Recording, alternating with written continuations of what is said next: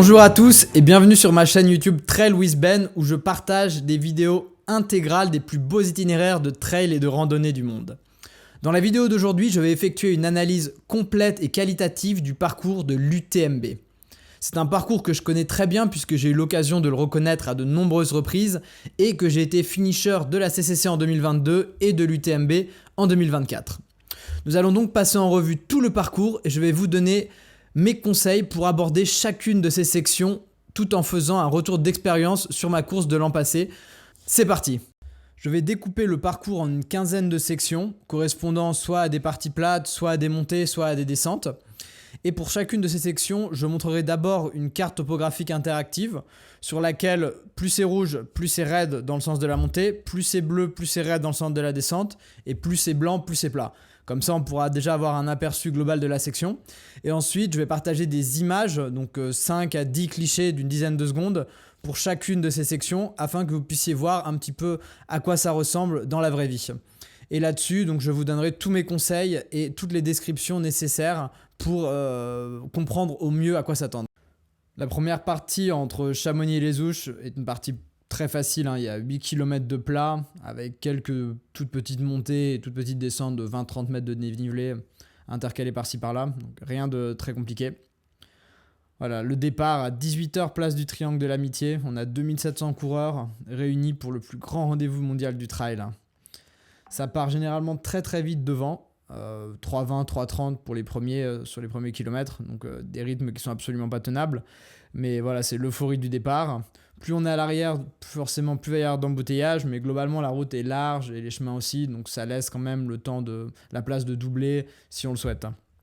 Donc c'est une portion très facile, mais voilà, le piège c'est de se laisser emporter par l'euphorie et les encouragements sur les côtés de la route et d'aller beaucoup trop vite que ce qu'on avait prévu. Beaucoup de gens se retrouvent dans cette situation et on lâche de l'énergie pour pas grand chose puisqu'au final c'est vraiment une toute petite partie du parcours et la route est encore très très longue une fois les Ouches passées. Donc là on arrive au ravitaillement des Ouches, premier ravitaillement de la course à 8 km du départ. On attaque les choses sérieuses avec la montée au col de Vosa. Donc on peut voir qu'il y a pas mal de parties rouges, donc très raides sur la carte. Effectivement c'est une vraie montée. Au niveau du terrain, on part sur des chemins 4x4 larges, hein, globalement c'est vraiment pas technique. Il y a même des petites portions sur route. Cependant, c'est une montée qui est raide, hein, comme je l'ai déjà dit, suffisamment raide pour nécessiter de sortir les bâtons. Même si parfois on voit des mecs courir sans bâton à ce moment-là de la course parce qu'ils se sentent pousser des jambes qu'ils n'ont pas, c'est clairement pas une bonne stratégie. On a envie de s'économiser au maximum, vraiment de mettre un maximum d'énergie sur les bras et garder ses jambes fraîches pour la suite. Parce que voilà, des montées comme ça, va y en avoir une dizaine pendant la course, donc on n'a clairement pas envie de lâcher tous les watts directement sur la première côte qu'on rencontre. Alors on arrive au col de Vosa à 1657 mètres d'altitude. Il nous reste encore 2-3 virages de montée après ça. Et puis on passera sur la partie plate, 2 km de plat pour arriver jusqu'au début de la descente. Donc sur ces 2 km, on peut déjà ranger les bâtons et se mettre à courir un petit peu parce que c'est vraiment une partie très très roulante du parcours. On va maintenant attaquer la descente vers Saint-Gervais-les-Bains. Donc on peut voir sur la carte que c'est assez bleu foncé, ce qui signifie qu'il y a quand même de la pente, hein, dans le sens de la descente. Ce ne sont pas des chemins ultra techniques, on est plutôt sur, encore une fois, des grandes pistes vraiment larges. Donc il y a quelques passages sur des sentiers un petit peu plus techniques, mais globalement c'est une descente qui n'est pas difficile, mais assez raide pour s'exploser les quads si on va trop vite. Donc là, mon conseil, c'est vraiment de faire la descente au train, sans forcer, vraiment tranquillement, pour en garder un maximum sous la pédale pour toutes les autres descentes qui se succéderont au fur et à mesure de la course. En bas de la descente, on arrive donc dans la ville de Saint-Gervais-les-Bains. Là, encore une fois, énorme ambiance, stade à ciel ouvert, énormément de monde qui fait le déplacement pour voir le passage de l'UTMB. Donc c'est très enivrant, on garde la tête froide, on s'excite pas trop parce qu'encore une fois, il y a encore beaucoup de routes. C'est également un passage que beaucoup de gens vont faire de nuit, hein, parce que la nuit, elle tombe en général entre le col de Vosa et Saint-Gervais, suivant votre vitesse. Donc voilà, c'est quelque chose à savoir aussi. On sort les frontales, on change un petit peu d'ambiance déjà. La section suivante, entre Saint-Gervais et Notre-Dame de la Gorge, c'est environ 14 km et 600 mètres de dénivelé positif. C'est pas un ratio énorme, on est principalement sur du faux plat montant, avec quelques petits passages un peu plus raides, mais jamais très très longs. On évolue généralement sur de la route, avec quelques petits bouts de grandes pistes et quelques petits bouts de sentiers également. Voilà, on passe le long des champs, dans la forêt, le long des rivières, c'est assez sympa. Bon, pas beaucoup de gens le verront de jour, hein. Seuls les tout premiers passent là avant la tombée de la nuit. Et encore, hein, ils ont probablement la tombée de la nuit sur cette portion-là. Est-ce que ça vaut le coup de sortir les bâtons sur cette partie? Je dirais que oui. Ça peut être une bonne façon de s'économiser pour la suite. En mode marche-course, on peut très bien utiliser un peu les bâtons ou courir légèrement avec les bâtons. Moi personnellement, c'est ce que j'avais fait et je pense que c'était une bonne stratégie à ce moment-là de la course. A noter également qu'on traverse le ravitaillement des Contamines Montjoie, 11 km après Saint-Gervais. C'est le dernier ravitaillement assisté avant Courmayeur, qui sera 50 km plus loin. Donc la dernière opportunité de voir ses proches, de récupérer du matériel ou des gels ou je sais quoi, si on a une assistance bien sûr. Voilà, parce qu'après ça, on sera seul pendant un bon bout de temps. Il y aura d'autres ravitaux, mais pas assistés. Après les Contamines, il nous reste environ 3 km à plat avant d'arriver à Notre-Dame-de-la-Gorge. Donc là, c'est vraiment la grosse stuff avant la nuit. Il y a des fumigènes, des lumières, tout un tas d'activités qui sont là. Beaucoup de supporters qui viennent donc vous encourager une dernière fois avant de tomber dans la nuit noire, la solitude des montagnes, jusqu'au petit matin. Après toute cette euphorie, on va commencer la grande montée jusqu'au refuge de la Croix du Bonhomme. 10 km et 1300 mètres de D+, c'est la montée la plus longue de tout le parcours de l'UTMB. Ça commence sur un grand chemin raide au début où les derniers supporters de Notre-Dame-de-la-Gorge nous laissent un étroit couloir pour passer. Après ça, on a une petite section d'1 ou 2 km assez peu raide jusqu'au ravito de la Balme. Et après le ravito, on quitte les grandes pistes roulantes pour un single track très technique, assez technique et pentu, avec beaucoup de cailloux jusqu'au col du Bonhomme à 2300 mètres. C'est une très belle montée, c'est dommage qu'on la fasse de nuit, mais je vous invite à regarder ma vidéo intégrale de l'UTMB pour voir à quoi ça ressemble en plein jour.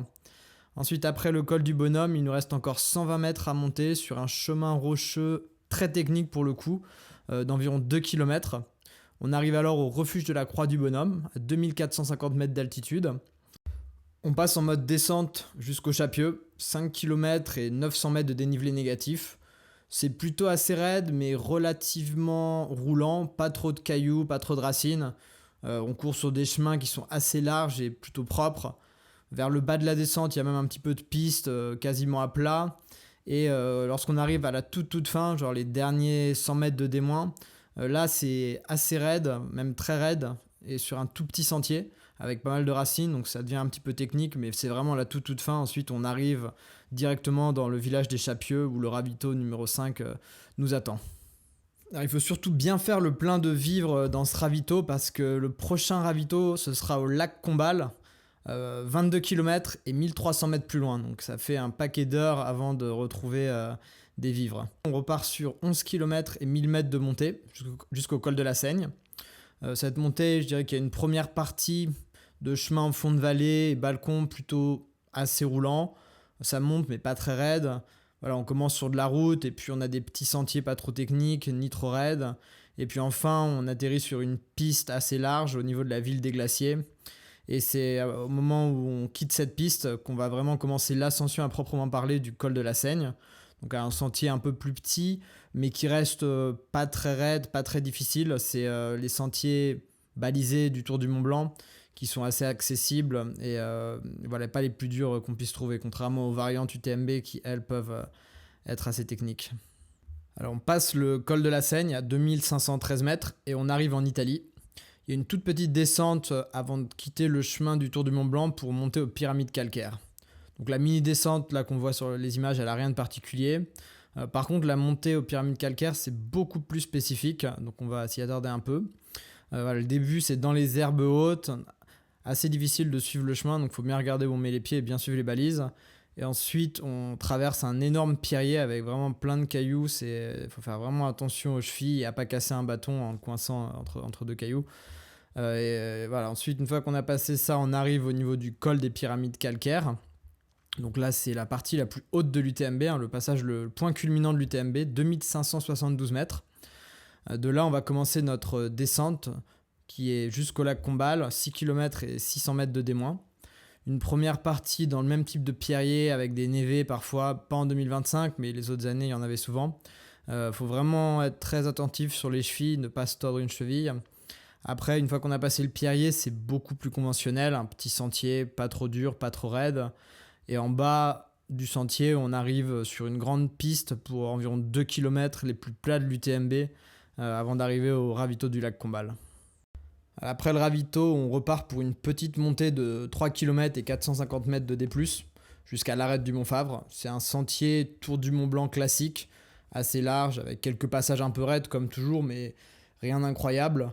C'est juste qu'à ce moment-là de la course, on est assez fatigué, et on a envie d'arriver à Courmayeur, donc ça fait pas toujours plaisir de devoir remonter 500 mètres comme ça. On commence enfin notre descente sur Courmayeur, longue de 10 km et 1250 mètres de dénivelé négatif. C'est la plus longue véritable descente du parcours. Le Grand Col Ferré est un peu plus long sur le papier, mais elle est beaucoup plus étalée sur 20 km et il y a des petites montées intercalées, donc ça compte pas vraiment. Ici, on est sur une vraie pure descente. Donc les premiers kilomètres sont faciles, sur des petits sentiers en balcon, pas très pentus, pas trop techniques. On peut courir un peu si on a encore des watts. Après, on passe un peu dans la forêt et on arrive sur des grandes pistes de ski, enfin des grandes pistes au milieu des pistes de ski. C'est là qu'on trouve le ravito de Chercuit Maison-Vieille, qui est le dernier ravito avant Courmayeur. Après ce ravito, on continue un peu sur les pistes et on attaque la dernière section de la descente qui se fait sur un tout petit sentier forestier super raide, technique et glissant. Donc là, attention, il y a plein de racines, il y a 1 kilomètre à plus de 30% de pente moyenne. Et au sol, il y a une sorte de terre sèche, poussiéreuse, qui est vraiment glissante. On peut facilement dévisser, donc il faut vraiment être prudent sur cette descente. C'est pour moi la descente la plus technique de tout l'UTMB. Une fois qu'on arrive en bas, on rentre dans Courmayeur, on traverse les petites rues du vieux Courmayeur jusqu'au centre sportif, où on peut retrouver notre assistance pour faire une bonne pause. Il y a même des lits dans ce ravito pour ceux qui souhaiteraient s'assoupir un peu. Donc voilà, on peut vraiment faire un break, mais attention quand même à pas s'arrêter trop longtemps, parce qu'il y a beaucoup de coureurs qui se laissent séduire par le confort de la salle chauffée et qui ne repartiront jamais de Courmayeur. C'est vraiment le syndrome Courmayeur sur l'UTMB, c'est quelque chose qui existe vraiment. Donc voilà, on se ravitaille mais pas trop, et ensuite on peut repartir. On sort du ravito, on traverse Courmayeur et on attaque la montée au refuge Berton, 5 km et 800 mètres de D+. Personnellement, je m'étais bien refait à Courmayeur, donc c'est plutôt bien passé. En plus, j'ai eu le lever du soleil pendant la montée, donc ça donne toujours un petit boost en général. Donc cette montée, c'est environ 2 km de route, piste, après le centre-ville. Puis ensuite, on passe sur un sentier qui est assez raide, hein, pas facile. Il y a 2 km à 25% environ. Donc c'est quand même du sérieux, hein. C'est une montée à pas prendre à la légère, elle est difficile. Après ce fameux ravito de Berton, on part sur la plus belle portion de l'UTMB selon moi. C'est le grand sentier en balcon qui va du refuge Berton jusqu'à Arnouva. 11 km très roulant, sans grande difficulté, avec des vues magnifiques sur toutes les faces sud du massif du Mont Blanc, dont le Mont Blanc lui-même, et d'autres sommets à plus de 4000 mètres, donc c'est vraiment superbe. Cette partie, globalement c'est plat, ça monte un peu par moment, après ça descend un peu, et ainsi de suite. On gagne pas vraiment ni ne perd d'altitude sur la longueur. La plus longue montée qu'on va trouver, c'est celle qui va au refuge Bonatti, qui fait à peu près 100 mètres de D+. D'ailleurs, à ce refuge Bonatti, on peut se ravitailler en eau, donc c'est pas mal de le savoir, hein. C'est un petit refuge qu'on voit sur le chemin. Voilà, et sur la fin de la portion, il y a une descente d'environ 300 mètres jusqu'au ravitaillement de Arnouva. Une descente qui n'est pas spécialement longue, hein, environ 300 mètres, mais il faut quand même être vigilant. Elle est pas très difficile, mais il y a quand même 2-3 racines, 2-3 cailloux à éviter, donc on reste vigilant et on arrive en safety au ravitaillement d'Arnouva. On attaque maintenant la montée au Grand Col Ferré, 4,5 km et 800 mètres de D+. C'est le parcours du Tour du Mont Blanc, donc c'est très similaire au col de la Seigne. On est sur un sentier qui est très raide au début, puis une partie un peu moins pentue vers le milieu de l'ascension, avant de repartir sur des pentes assez raides avec des cailloux vers la fin de la montée. Voilà, une fois qu'on a passé tout ça, on arrive au Grand Col Ferré, 2535 mètres, dernier grand col au-dessus de 2000 mètres de cette UTMB, et aussi synonyme de passage de la frontière suisse. On part alors sur une descente de 10 km et 900 mètres de dénivelé négatif jusqu'au ravito de La Foulie au kilomètre 115. La première moitié de la descente est très roulante. On est sur un chemin très large, propre, avec vraiment pas de portions raides. Attention quand même, il y a beaucoup de randonneurs qui fréquentent ces sentiers dans la journée. La seconde moitié de la descente, c'est beaucoup moins marrante. On sort du parcours du Tour du Mont Blanc classique et on passe sur un petit sentier bien technique qui remonte un peu au début avec des racines, des ornières et des rochers sur lesquels il faut courir. Et ensuite, ça se termine par un petit bout de descente bien raide et technique avant de retrouver la grande piste du TMB avec même quelques bouts de route, tout ça jusqu'à La Foulie sur 2-3 km. Et donc on arrive à notre ravito numéro 11 de la course. On continue maintenant avec une section de 10 km avec 600 mètres de dénivelé négatif, au cours de laquelle on rencontrera juste une petite côte pas très raide d'environ 100 mètres. Donc c'est une section sur laquelle on va courir en fond de vallée, sur quelques sentiers en balcon et sur des pistes et routes. C'est globalement très roulant, peu technique, voire pas technique du tout. La seule difficulté, je dirais que c'est si on y est au milieu de la journée, il peut faire très chaud comme on est à basse altitude, souvent assez exposé au soleil. Il peut vraiment faire chaud sur cette portion, donc il faut penser à bien s'hydrater. Il y a pas mal de petites fontaines dans les villages suisses qu'on traverse, donc ça peut être l'occasion de remplir les flasques afin de ne pas se déshydrater. Après cette section roulante, on va se retrouver au pied de la montée de Champélac. C'est une montée de 4 km et 400 mètres de dénivelé positif. Une classique du Tour du Mont Blanc. Voilà, quelques passages raides, mais aucune technicité. Le chemin est vraiment propre et assez large. Une fois qu'on arrive en haut, on arrive dans le ravito avant de voir le lac. C'est un ravito assisté, donc on peut retrouver son équipe, faire le plein d'énergie, le plein de vivre et le plein de motivation, car il reste encore une grande partie de 50 km avant de pouvoir lever les bras devant la place du Triangle de l'Amitié à Chamonix. Juste après le ravito, on repart sur 5 km très roulant jusqu'au pied de notre prochaine côte. On court tout d'abord le long du lac pendant 1 km, là c'est complètement plat. Puis ensuite ça remonte un petit peu sur 1 km, toujours sur la route, avant de se retrouver sur des grandes pistes et sentiers en faux plat descendant sans grande difficulté pour quelques autres kilomètres, jusqu'à ce qu'on arrive au plan de l'eau, où là ça commence à remonter légèrement et à attaquer la côte de Bovine. Donc celle-là elle est raide, 5 km et 700 mètres de D+. C'est même technique, raide et technique. Il y a même des traversées de torrents où il est difficile de garder les pieds au sec. Donc on continue notre montée jusqu'à ce qu'on arrive à l'alpage, qui est au sommet de la côte. Là, ça devient beaucoup moins raide, c'est presque à plat, légèrement montant. Et on a une superbe vue sur Martigny et la vallée du Rhône. Peu après la buvette, on bascule vers la descente sur Trian. Une descente de 6 km et 700 mètres de D-, coupée en deux parties. Une première partie assez technique et raide jusqu'au col de la Forclaz. Pas mal d'obstacles et de petits virages, mais ça reste décent. Passé le col, où les supporters sont généralement très nombreux, on a une toute petite partie plate, puis on coupe tout droit dans la pente, directement jusqu'à Trian. Cette partie est bien raide et très technique, un peu comme l'arrivée à Courmayeur, mais je vous rassure, beaucoup moins long. Arrivé à Trian, on retrouve notre équipe d'assistance. On fait le plein de vivre et d'énergie, et on sait que, sauf accident, on va finir cette course interminable.